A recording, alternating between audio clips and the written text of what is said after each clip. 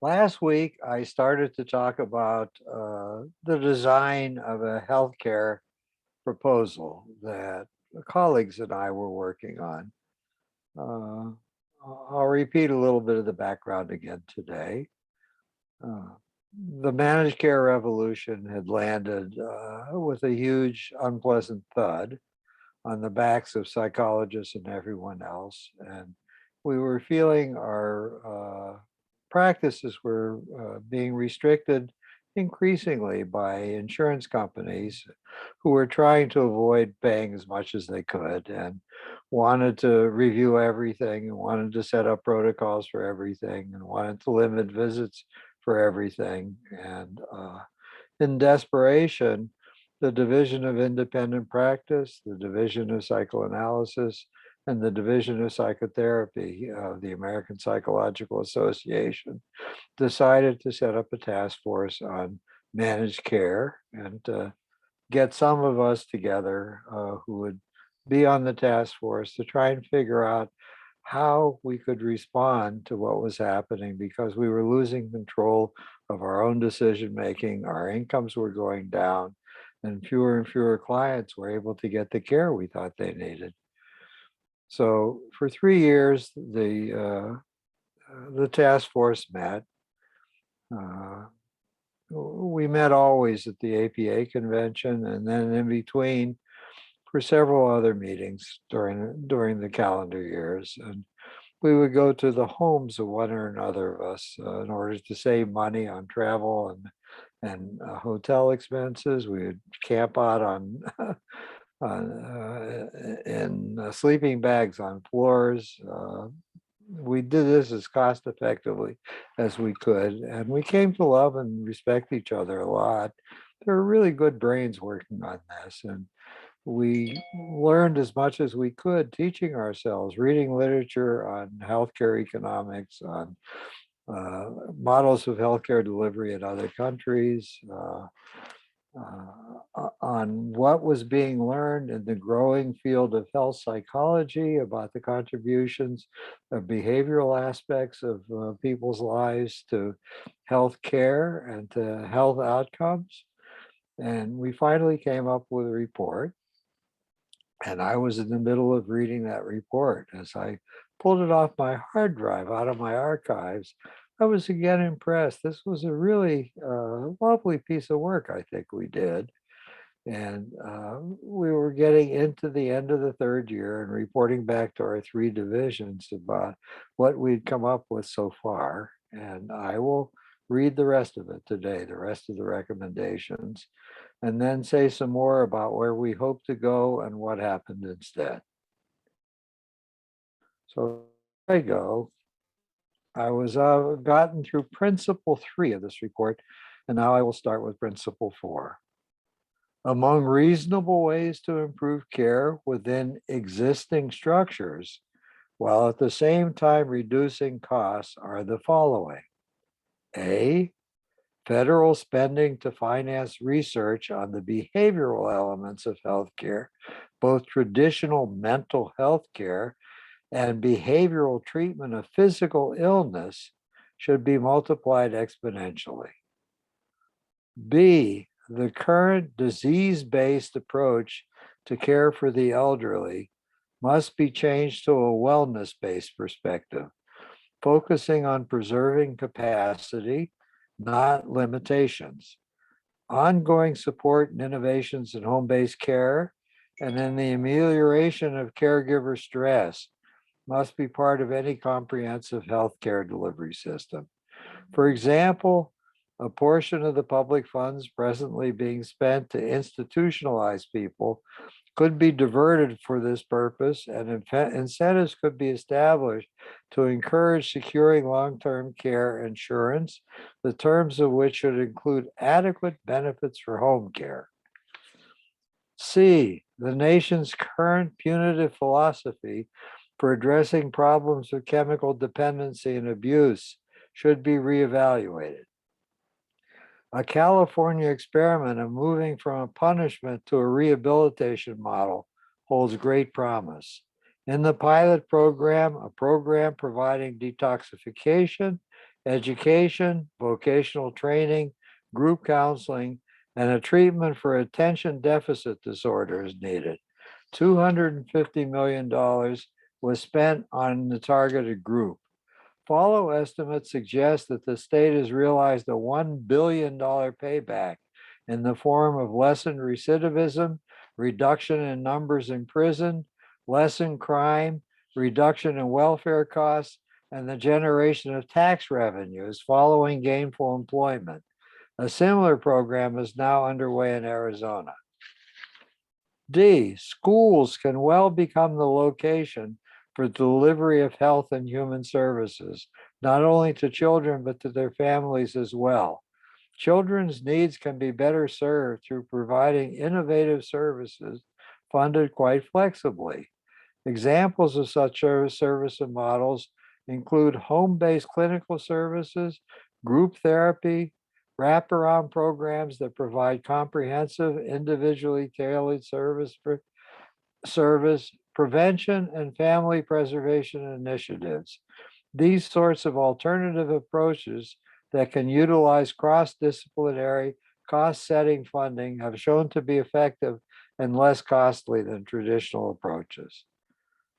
E, if there is to be informed consumer behavior in the purchase and consumption of healthcare plans, the Centers for Medicare Services should develop a set of data collection strategies and dimensions along which plans should be evaluated. This is too important a mission to be left solely to the insurance industry. Once federal guidelines for the wise evaluation of health plans has been created, state insurance commissioners and or consumer groups such as AARP, Consumers Union, and others could publish periodic reports helping to steer consumer choice. F, in order to avoid unnecessary and often expensive hospitalization for serious mental illness, alternative living arrangements need to be created for those who decompensate. Just as hospices have been created for the terminally ill as a kind, humane, and non-medical alternative for management and care, so can we create sheltered care facilities, retreat centers, sanctuaries that, while permitting medical management when necessary, do not have to be licensed as hospitals with all the requirements attached to the running of hospitals, plus the dehumanizing effects of hospitals' institutionalized textures. Even if these alternative institutions could only be created at a price that might approximate the price of hospitalization, the true cost in terms of the promise of their greater effectiveness would be worth the expenditure. G, treatment programs for the jailed mentally ill must be created and funded. Given the presence of 3 strike laws, not to make a serious attempt to treat these essentially untreated souls is to guarantee that there will be an ever-increasing number of locked up persons serving longer and longer sentences at greater and greater public expense. It is long beyond time when penology and its related costs should cease to be one of the biggest growth industries in the United States. Principle 5. Some innovations in how healthcare is viewed and delivered should be designed and implemented, including such interventions as the following. A, financial incentives can be designed and should be used to encourage wellness behaviors. The increased federal tax on cigarettes and how well this has reduced teenage smoking behavior is a case in point. Certificates of attendance compliance can be used for participation in such things as, and the list is meant to be illustrative and not exhaustive, completing a scheduled range of free screenings that should be provided as a part of health plans. For example, regular physical examination, mammogram, pap smears, sigmoidoscopies, psychosocial stress status evaluations, depression screening, blood tests, cardiograms, dental examinations, and so on. securing recommended prenatal and well child care, completing parenting classes, taking a nutrition workshop, completing a domestic violence workshop, passing a marriage education class, taking a course in basic health knowledge for consumers, securing a non-smoker certificate, taking a course in understanding how to plan for paying for future health care costs, attending a systematic exercise program, securing a certificate of compliance with all prescribed medical regimens from a primary care physician, being engaged in a course of counseling or psychotherapy. Federal and state partnerships should design, fund, and advertise the availability of and develop outreach programs for a rich array of educational and primary prevention modules. The public's recourse to such offering will pay handsome dividends in healthcare savings. B, a variety of interventions that change health behaviors can decrease medical utilization 10 to 20% during the first post-intervention year alone. As our knowledge base increases about those useful psychosocial interventions for the wide variety of physical illnesses for which they have proven their potency, such interventions need to become a standard part of the treatment protocols for various disease entities. Where there is insurance reimbursement, insurance companies should reimburse for the psychosocial as well as the physical interventions that form the protocol. Here are a few examples. Providing ongoing human support during childbirth decreases the need for C-sections by 56%. Providing brief assessment for depression and ongoing support post-myocardial infarction markedly decreases morbidity and mortality rates. The quarterly health care charges filed by a group of patients with multiple somatic complaints drops by 53% after they receive psychological psychiatric consultation and subsequent feedback delivered to both the patient and to the patient's primary care physician. High utilizer Medicaid patients who receive brief psychosocial interventions reduce their number of physician visits by 20% to 30% within 1 year. Chronic back pain patients who receive 10 90-minute group therapy sessions diminish their clinic visits by 36%. C, federal spending directed at designing and implementing educational and intervention campaigns targeted to the 7 most common causes of morbidity and mortality ought to be multiplied exponentially. D, all federal protocols for the approval of new drugs and for the approval of new medical interventions for physical illness need to contain a sufficient attention to issues of gender, age, and ethnicity. Even for these physical interventions, such social variables have a powerful determinative effect. E, significantly more attention needs to be paid to unnoticed age, ethnic, sex, and social position biases that too often accompany diagnosis and assessment of the illness of patients. These unconscious biases can be extremely wasteful of healthcare resources. Both the education and continuing education experience of health professionals must include greater attention to such matters, and the federal government can influence the process through attaching conditions to the granting of graduate medical education funds. F, an annual evaluation by a mental health specialist should be offered without cost as a part of anyone's basic health care.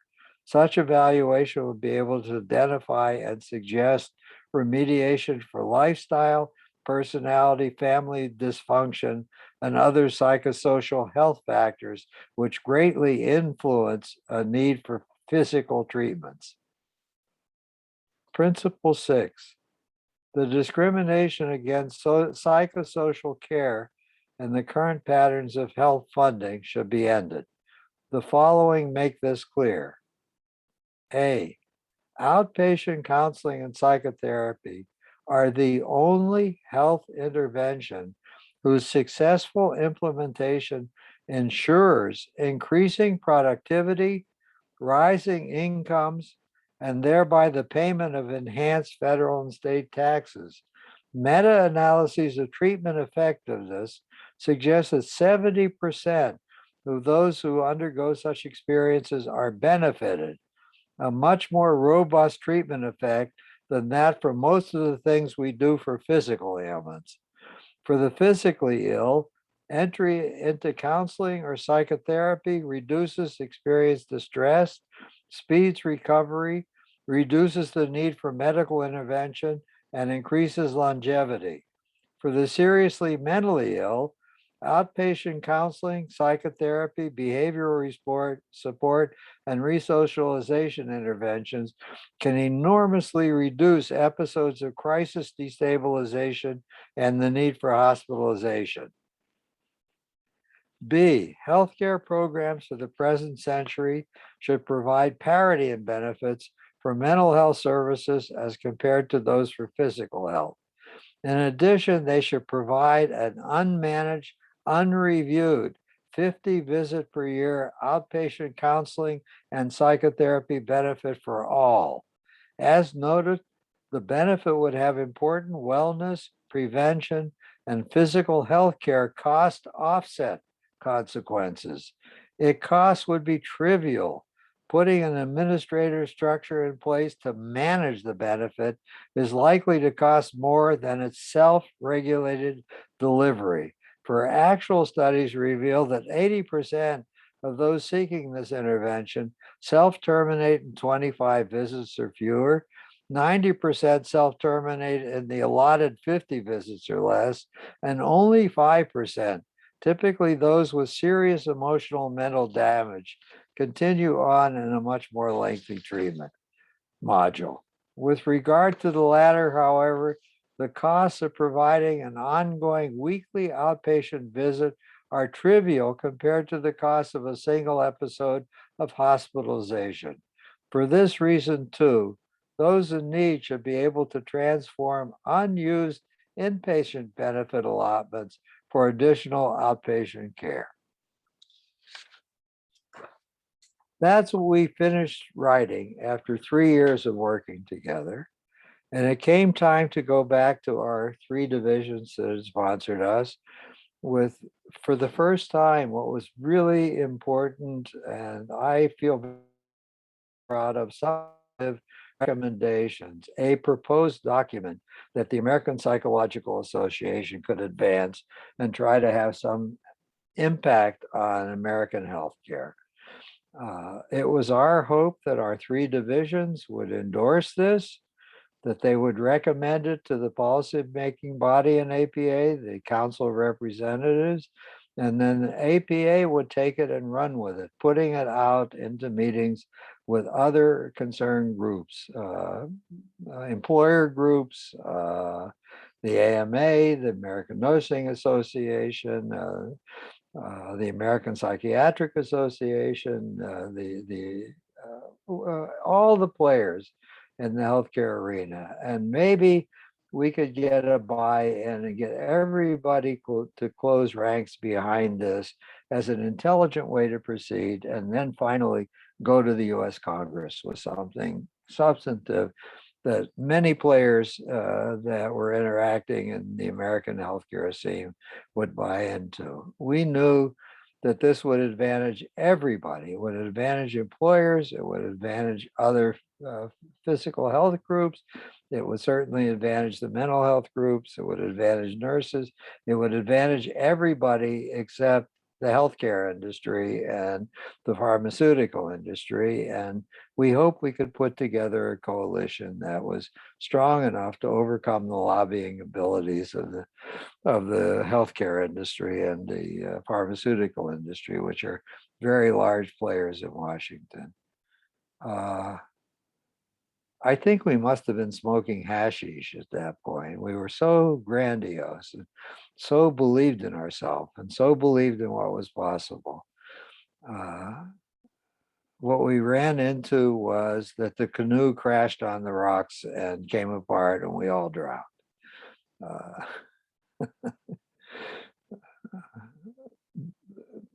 Things were getting a little bit dicey in the American Psychological Association because of the negative effects of what was happening in the culture. People were abandoning their memberships. The dues revenues of our three sponsoring groups were going down. The boards of those groups were worried about where they could save money. So as we came up asking for them to renew the funds for a fourth year, uh, they were worried about how are they going to continue to pay for funding us. Uh, there was a very, very unhappy experience that went forward, unhappy for me. At the end of the third year, when we had finally pulled together the report I've been reading to you, our report to our three sponsoring boards was going to be made at the APA convention in August. We were in Chicago then, and I was proud of the work we had done and how well for 3 years we had struggled to make something meaningful and something important happen. And I said to everybody, we needed to go out to dinner after our pre-convention meeting and have a celebration of work that was well done. So we made a reservation. We asked some members we knew who lived in Chicago, where was there a really nice restaurant to go and have a wonderful meal? And we made reservations to go. During our last meeting, we had an observer. The Division of Psychotherapy thought it would send a member of its board to sit in on our last meeting so they could see how we were functioning.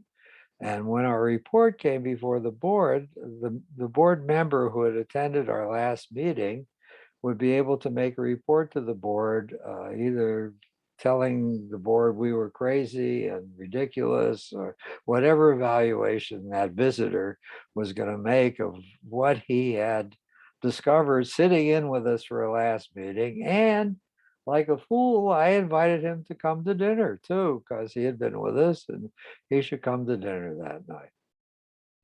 He did not know something. We understood we were on a very tight budget. That meeting, that dinner was going to cost a few $1,000s. My wife and I happened to be very flush that year. We were having a very good year economically. And as chair, I had told everybody I was going to pay for the dinner. This was on me. And thanks for the hard work we all of us have been doing for 3 years. So he came to that dinner. We ordered fine bottle of wine with some fine bottles of wine. We all had wonderful meals, and he enjoyed his dinner too. I could tell. I'm at a fork in the road. Well, I'll just continue the narrative, and then I'll tell you something about who the visitor was who had come to be with us. So our presentation was made, and the board turned to the visitor and said, do you have a recommendation for what to do with any of this? And we're being asked, of course, to up the budget again for the coming year. Their plan now is that's what we had reported to them. This is a plan of what has to happen within the existing healthcare system in the United States. These are all recommendations for altering the existing healthcare system. But we want to take the next step. We have done some preliminary study, and we believe that we have to go to some kind of single payer system in the United States to make the most effective use of healthcare dollars and to stop people from paying premiums and having to worry about that. The government should be the provider, and there are various models of how to do this out there in various countries. And we want to study that and make a recommendation to add on an important section of this document for next year, which would have to do with not only making these changes within the healthcare system, sensible changes should happen in other countries too. but changing the United States from a four-payment healthcare system to a single-payer system run for the government. That would be our agenda for the next year. That's the pitch we were proposing to make to the three divisions. We couldn't even get that far. The guy who had sat in with us, when asked what he thought, he said, these people are hopelessly idealistic. This is not going to go anywhere. It's ridiculous to allow them to continue to work. They're out in some kind of strange land that they occupy. It's been contagious for them, and none of this has any meaning for our division or for the American Psychological Association. I recommend that you vote against giving them additional some money. And besides, you don't know this, but they are wasting thousands of your dollars living it up, traveling and having expensive meals in very expensive places. So I had to counter him by telling him that that tab was on me. I even treated him to his dinner. And I'm sorry that that was not obvious. We were not spending their money foolishly. We were sleeping in sleeping bags on people's floor to save money. And this was not a big travel club where we were just enjoying having meetings in exotic places and having interesting discussions that they were paying for.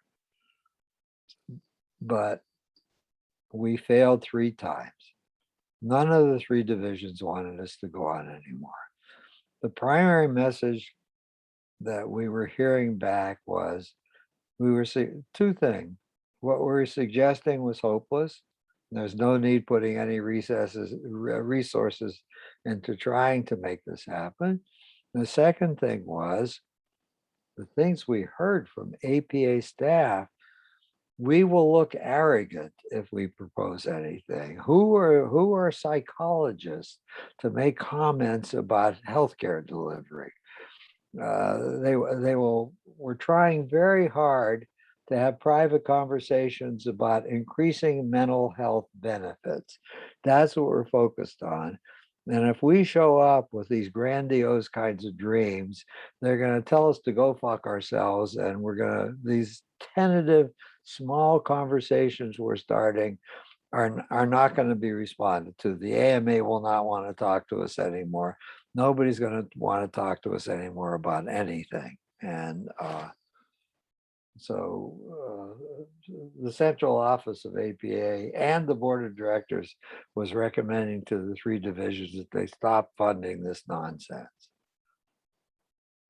And we died. Not entirely. We kind of finished the work.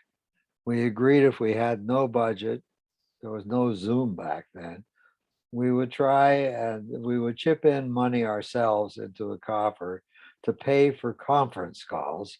And we would try to have conference calls with each other because we loved each other and we believed in each other.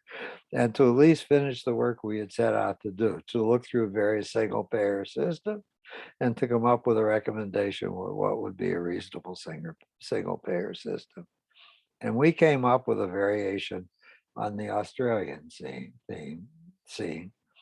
The Aussies have a very nice system. There's a private healthcare system and a public healthcare system. Individuals who are providers of any kind of services that are designated as health services have to announce to the public whether they are part of the private system or the public system. If they're in the public system, they have to have a fee scale. They have to announce to the public what they do. The government will pay anybody who's a provider a fix. They have a dictionary of monies. If you do an appendectomy, you get X number of dollars from the government. If you do some other procedure, you get that. If you do a session of psychotherapy, you do that. And you get that whether you're in the public section or the private section. Now, if you're in the private sector, the public sector, you have to agree to accept that as your fees. That's what you get, no more. If you're in the private sector, you get that, but you can add on to that. You can charge more than that if you want to. You just have to do truth in advertising. You have to tell people what the additional is going to be, that you will accept the public payment as part of it, but the additional cost is going to be X. And then it's up to the person whether they want to see you or not. The prediction was that younger people entering the field will go into the public section because they will get plenty of referrals. And as they get more well known, they'll probably shift over into the private sector, and they'll have a following, and they'll be seen as the elder statesperson, and people will be willing to pay them more. And that's how the systems work. It's totally open. The government pays for everything, but it decides an annual budget each year as it deals with the national budget for all kinds of things, and then announces what the reimbursement rate's going to be for various things that it pays for. I like that system a lot. Nobody's constrained to do anything, and everybody's free to do whatever they would like to do or whatever they can afford doing. Once again, the wealthy will get better care than the poor does. The government, however, is committed in Australia to keep the discrepancy from being too large. So in 1 year, if too many people are going over and going into the public sector and having trouble paying for care, they'll up the reimbursement rate in the public sector. I mean, going to the private sector, they'll up the reimbursement rate in the private sector to make it more appealing to people to stay in the private sector. So they know how to manage it. So the discrepancy between the rich and the poor is not that great. We like that system a lot, and we wanted to recommend that to everybody. But my sad report is, well, let me talk about the person who came to visit us. He is a local Southern California psychologist. His name is Jeffrey Youngren. I don't know if either of my two listeners who are with me today have paid any attention to Jeffrey Youngren, but I know him in a variety of contexts. He is Mr. Risk Management. He loves getting on various ethics committees and warning people about their moral responsibilities to do the right thing. And you'll see him show up on listservs whenever there's an ethical conversation, saying what the correct thing to do is.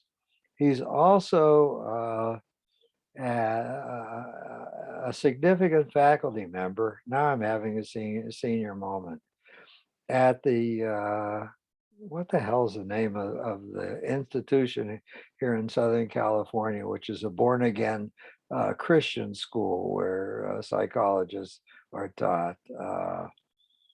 One of my listeners will remember the name, or it'll come back to me. That place drives me nuts. I had the following experience 20 years ago.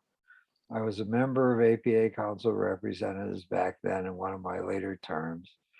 And 3 of the graduate students who were enrolled in that program came to me and to the to talk to the other representatives who were located in California. And they were pleading with us. What they said to us was APA is moving in wonderfully liberal fashions. They're stressing diversity. They're making diversity teaching and the commitment to diversity part of the accreditation guidelines. The guidelines for what's necessary for APA approval of training programs requires that students be exposed to diversity issues and that the faculties and student bodies in APA approved institutions represent the commitment to diversity. But that place that they're going to has a code for faculty members and a similar code for students. You must follow Christian principles in order to be enrolled as a student or to be enrolled or to be employed as a faculty member. Among the Christian principles is that deviant sexual behavior is not to be tolerated, that homosexuality is a sin, that adultery is a sin, and anybody who is shown to be engaged in those kinds of behaviors will be terminated. The students will be dismissed immediately, and the faculty members' employment will be terminated. And I was shocked, and they said, please do something about that. At least 20% of the student body at the institution is probably gay or kinked up in some way, and they walk in terror all the time that they're going to be outed and they're going to lose their careers. And at least some faculty members that they know about are equally inclined, and the same thing is going on. They live in terror all the time. And how can APA accredit such a place when it has this code of Christian principles that's attached to being admitted as a faculty member, as a student?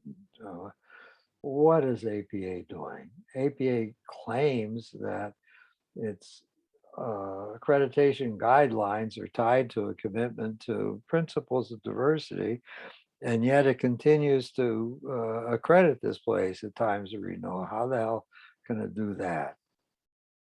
So we checked with the APA lawyer, and the APA lawyer said they've had to do that because they were convinced that if they tried to force the institution to honor this principle, that we would lose in court, that religious freedom would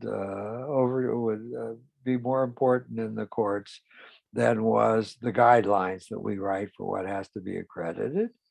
And they also are saying that they would say that we're taking away a right without due process because they have been previously accredited. We changed the rules of the game about what they needed to be doing, and they could not do that. They could not change the rules of the game. We accredited them originally under other rules, and now we can't change the rules on them. We're taking away a right without due process. And we were stuck with this legal principle. So I spent 2 years thinking about what to do about that. We had to turn the students away. They were crying and telling them that we were notified there was nothing we could do legally about this. They would just have to hide as best they could or try and tell people following them not to go to such a place. And I came up with the idea we probably should continue to credit people, but give a variance to say that we're giving a variance to religious institutions, and they had to make clear what the variance was and what the strictures would be. That had to be in the materials they gave out the prospective people they were employing, and or to people who are thinking of applying for graduate education.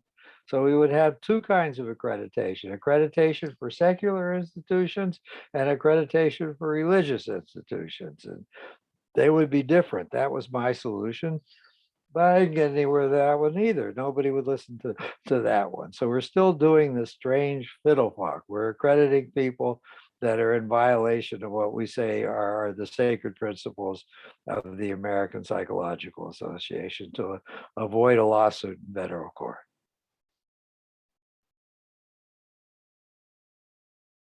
And I fell silent for a moment. You're hearing about a bunch of things I got increasingly heartsick about, decided I didn't want to participate in the affairs of the American Psychological Association anymore. The second reason I was heartsick was, of course, the failure of all this time we had spent on healthcare reform and overall to go anywhere. And I didn't give up. When I would show up at meetings and people would be complaining about this, that, and the other thing, I would simply quote what we had done. We had made a proposal, and in that proposal was, and if you had allowed us to proceed with the proposal, if we'd gotten anywhere with it, then you wouldn't be complaining right now about what you're complaining about. This wouldn't be a problem anymore. It would be a much sensible life all of us were living as professionals. And I got treated as the crazy person, the outlier, the fool, uh, the idiot. People would roll their eyes when they would listen to me protesting again. And I would hear people muttering, oh, there he goes again. And they wanted me to give it up, pass on and forget about it. And I couldn't. I wanted to raise the issue whenever I got a chance. And I got tired of being treated like an idealistic asshole who should just shut up and go away. And I decided to go away. So I did. That was one of many things that finally persuaded me. I did not want to give away hours and hours and hours of volunteer time to the American Psychological Association. The, there was much blessing in letting go. I felt lighter. I felt less tormented. I came home. I was able to have closer relationship with family and friends again, spend more time with them, have one less set of things that was occupying many hours a week of my time and preoccupations. Uh, I don't regret having left, but as I talk, I feel sad today. I'm still in mourning about giving up something that had been so important to me for almost 4 decades. I put so much time and energy in trying to make it happen, trying to be proud of my national association, trying to turn it into a force for goodness in the world, trying to heal the dissensions in the organization between the scientists, the practitioners, the public policy geeks, trying to get us all to live together in harmony and peace and in goodwill. Nothing much I tried to do paid off.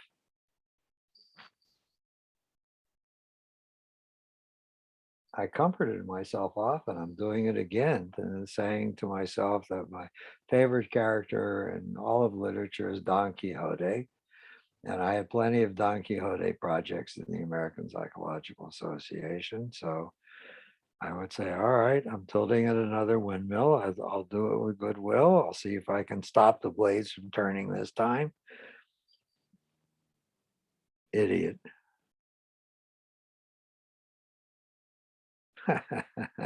Then the phrase occurred to me, but I was a lovable idiot. I love myself for doing that. I don't know if anybody else loved me, but I loved myself. I felt like a good human being. I was engaged in an important quest. One worth sacrificing my wife's sensibility sometimes, my kid's sensibility sometimes, not being available for something significant in the life of one of my dear friends. It was all important, and I should love myself for doing it. And besides, I was trying to teach my mother over and over again that it was a good thing that I had been born. Even her dead shade, I was trying to prove it to. Now I'm shaking my head. It feels superior to me to be sad and regretful than to keep on banging my head against the wall. Hmm. Let me stop at this point. I'm going to do something else next, and I have a few minutes left, but I will unmute for a few minutes and see if anybody who's listening to me here wants to say anything. Arthur, is there any movement or project going on with the APA that is at all similar to kind of like what you all did in terms of healthcare reform, back 20 years ago? Oh, thank you. That's another part of my story I should have mentioned. Uh, the staff in central office who was responsible for our relating to the external world and our relationships to other professions and to the Congress said that they had set up a process. They were making progress where uh, they had gotten us as invited attendees to significant meetings. The Kaiser Foundation, for instance, has an annual meeting on the status of healthcare in the United States. And many of the professions go as the invitees. The American Nursing Association goes, the American Medical Association goes, some of the sub branches of medicine goes, American industry goes, the chambers of commerce are invited, healthcare nonprofits go, and the Kaiser Foundation sponsors a 2-day meeting where people debate each other, make proposals to each other. And they had gotten the American Psychological Association written in as one of the people who could send somebody to sit in the audience and listen. That was the way we were going to get involved. We were going to be able to listen to debates. I was invited in the first year to go to the Kaiser Foundation retreat. I guess that was the bone they gave me for the work I had been engaged in. Bill Bradley was running for president of the United States. So he wanted to get nominated that year. He was going to be an attendee too and make a keynote address. I guess that was part of his campaigning for the presidency. And one of my friends who knew Bill Bradley had arranged that after the meeting was over, he and I would have an hour conversation with each other. So I now had access to a potential presidential nominee, and that felt good. I still had not given up the madness. I also found out that the way the meeting would run was any of the invitees who was coming to the meeting was welcome to draw up any kind of handouts they wanted to or reports they wanted to have them available for each other and or for the people in the audience. So there would be a table where there would be handouts. So I took this fucking document that I now have been reading to you, and I made 150. I went to Kinko's and paid for 150 copies of it, and I put the copies of this damn thing on the table. I don't know who picked it up, who may have looked at it, what happened to it, but I thought I could at least make that protest. With my meeting with Bill Bradley, I tried to educate him as best I could about what was wrong with the American healthcare system. He was a kind man and was interested. I don't think he was just shitting with me, but he never got nominated for anything. So that didn't go anywhere either. So that's the best the American Psychological Association is doing right now. It's listening with interest to what other people are planning. Has the American Psychological Association ever tried to tackle the concept or the problem of homelessness? No, not to my knowledge. Okay. That could be the one that you work on, Scott. Yeah, get to work, Scott. Step up. Sounds like a good idea. I think you're onto something. Well, I'm proud of you, Arthur. I know it didn't maybe work out so well, but I am proud of you for trying. And freezing. Well, I appreciate your pride a lot, but your pride and $5 would buy me a latte at Starbucks. You need $2 more. Yeah. Oh, the price has gone up. Oh, God.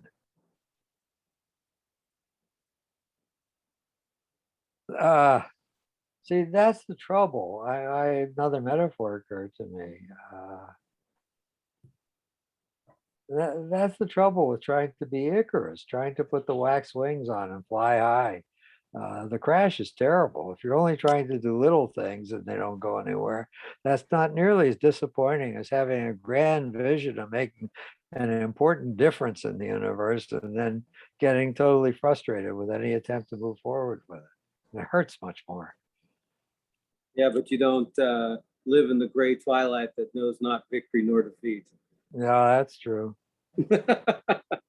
I'm assuming you also cherish the relationships you developed over Oh, that yeah. time. Oh, so I certainly did. The best and the brightest came. Really smart people. God almighty, they impressed me. Jesus, they were able to read textbooks on healthcare financing and quote chapter and verse of what we needed to do so the dollar flow was proper. I'm not capable of doing that kind of shit. They were wonderful. Hmm. We are very talented people, psychologists. Our IQs are great. We have many capacities to understand many things. That's funny. The homeless came up. I will take a moment of diversion and then I'll plunge into the next topic. I'll at least introduce it. The person who has been the wisest about the homeless problem is that elderly client who I saw in person. She's annoyed by the homeless people in her neighborhood too. And she started telling me the problem is we treat it as if it's a simple problem of trying to provide housing for these people. She said, it's not a single problem. It's a multitude of problems that lead people to be homeless. Some homeless are simply reasonably functioning people are economically deprived right now. They've lost work. They can't find any other work. They're forced to live in their cars or on their streets. They don't want to. If they have some opportunity, they'll go back to work in a moment and stop being homeless. Maybe just providing housing for them would be a nice thing. But then there are crazy people. You can't get them to go near a shelter. They'll spit on you if you walk up and try and talk to them about it. They connect being in a home that's given to them as being locked up. Their freedom is going to be taken away from them, and it's a trap. They won't go anywhere near it.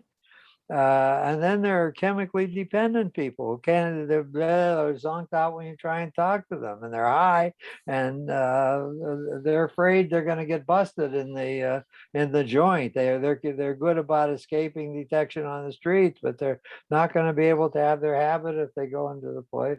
And on and on. She had 5 different categories, and she said each one needs a different solution in order to stop the problem of homelessness. So she was right. I believe her. And I don't know if anybody's producing that. So there, I'll give that to you scot free. And now you can go out in the world and serve, solve the homeless problem. It's your turn. All right, where am I? I'm going to get my unpublished book.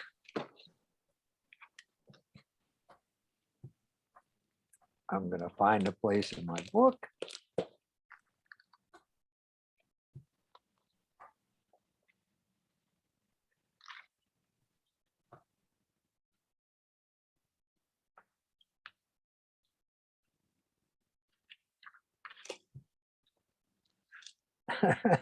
I love the title. Here's a chapter in my unpublished book. Many people have asked me about this, so I wound up writing about it. It's called Blundering Towards My Career Choice, Adolescent Years. For each human moving through the second decade of life, the most critical developmental challenge of middle and late adolescence arises. An urgency comes to surround attending to the formation of one's personal and unique identity.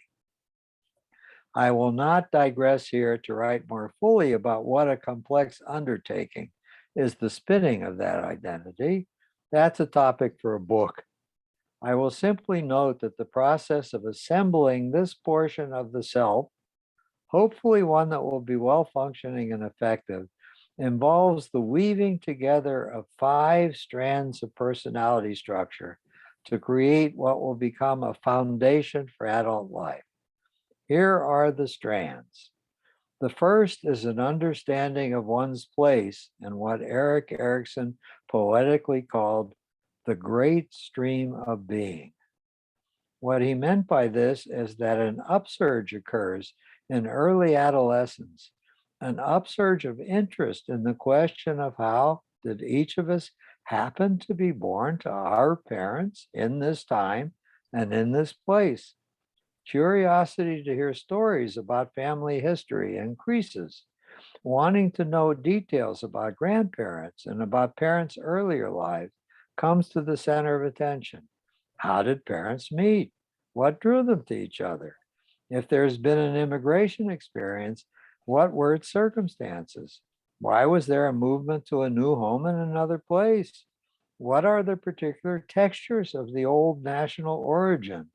Do these former beliefs and values and lifestyles have any residual meaning for the young person's present circumstances?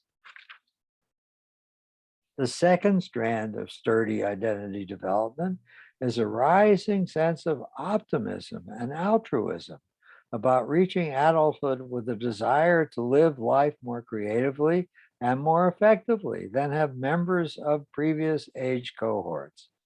It is very healthy for young people to be cynical about the behavior and choices of earlier generations.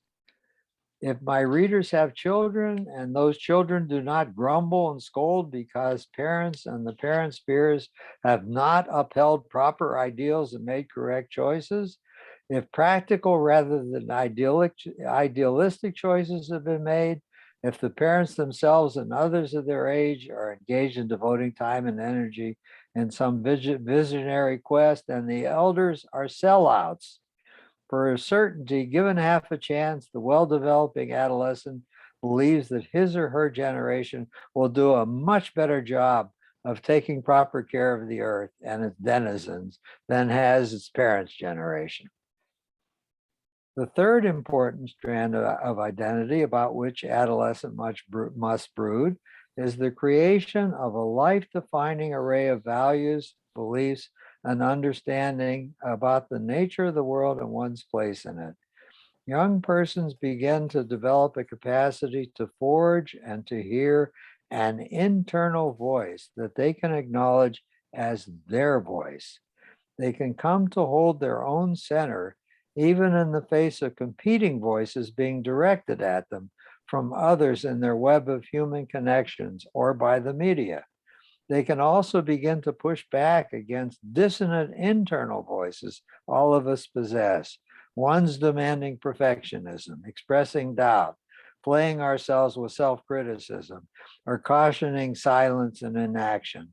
This growing skill at being able to hear one's own voice grows in consistency and reliability, but over many years, and often does not come to fullness much before age 35. The fourth strand of identity is an unfolding and increasing comfort with oneself as a sexual being, a person with knowledge of the challenges of being sexual and a readiness to engage in relevant sexual behaviors.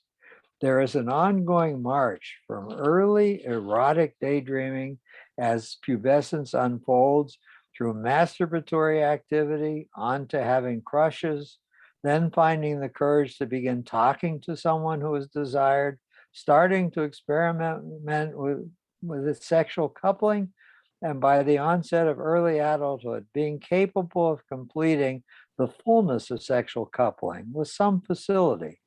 The management of both the emotional and physical requirements of full intimacy are complex tasks, one that require a great deal of experimentation and learning to achieve at least beginning mastery. Finally, the fifth strand of identity consists of having and embracing at least some initial thoughts about some possible occupational destination. What will the self undertake, not only as a means for generating a livelihood, but for using the unique capabilities of that self in ways that are fulfilling?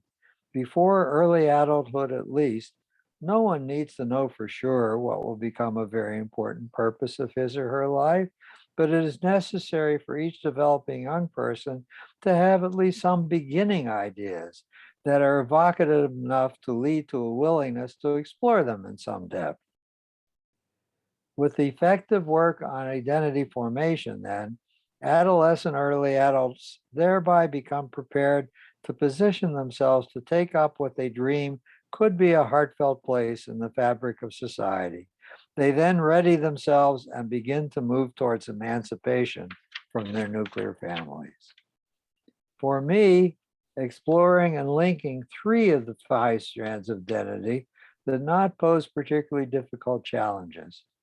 Once I got into my later high school years, my fearful pessimism began to abate, and I did experience an upsurge of optimism about being able to build a productive and worthwhile future for myself.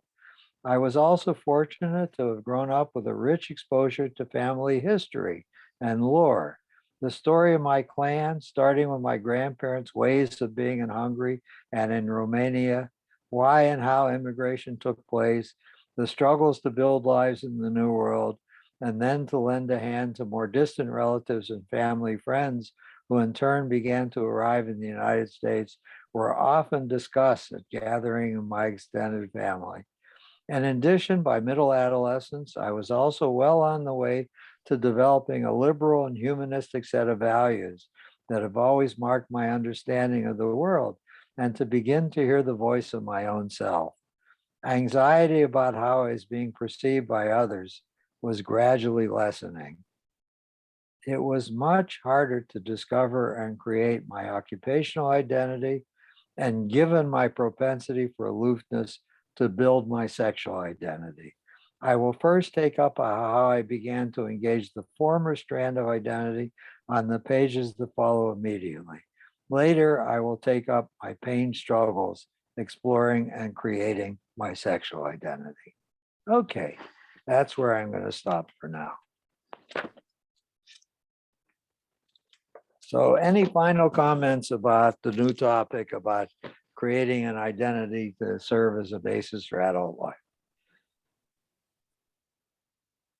We'll look forward to it. Arthur's sexual identity, I think that's what we're leaving off, so. I wrote 3 separate chapters about that. That's Is that the cliffhanger? No. No, but the next chapter is about my occupational identity, how I wound up becoming a psychologist. And that's where I'm going to go next week.